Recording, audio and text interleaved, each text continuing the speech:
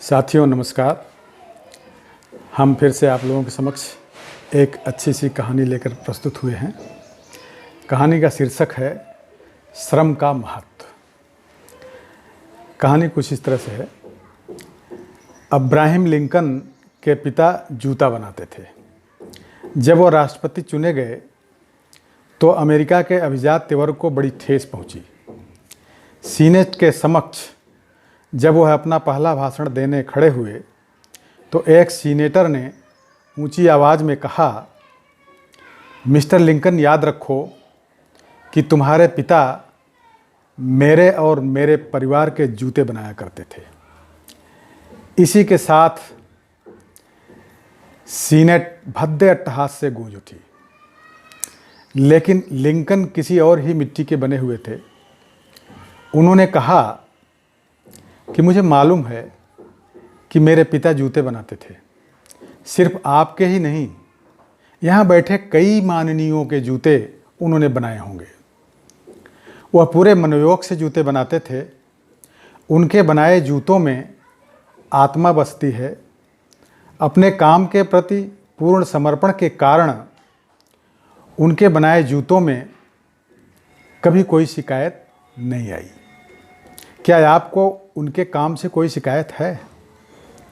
उनका पुत्र होने के नाते मैं स्वयं भी जूते बना लेता हूं, और यदि आपको कोई शिकायत हो तो मैं उनके बनाए जूतों की मरम्मत कर देता हूं।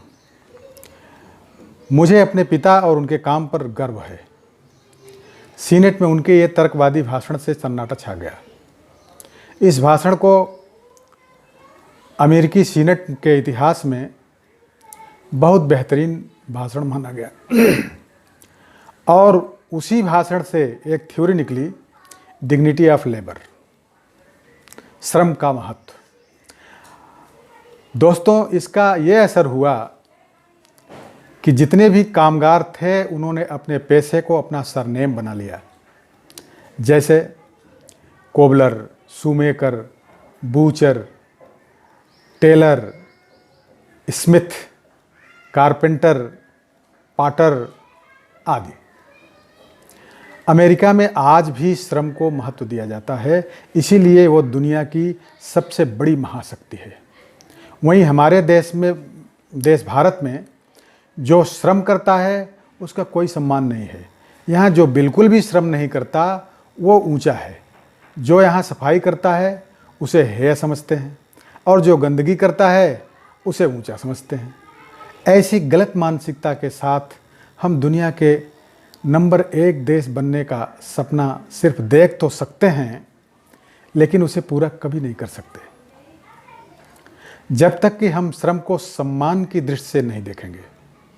जातिवाद और ऊंच नीच का भेदभाव किसी भी राष्ट्र निर्माण के लिए बहुत बड़ी बाधा है। दोस्तों, कहानी ख़त्म हो गई। अगर आप सबको यह कहानी अच्छी लगी हो तो कृपया लाइक और शेयर करें। साथ ही मेरे चैनल को सब्सक्राइब करके बेल आइकन को अवश्य दबाएं। धन्यवाद।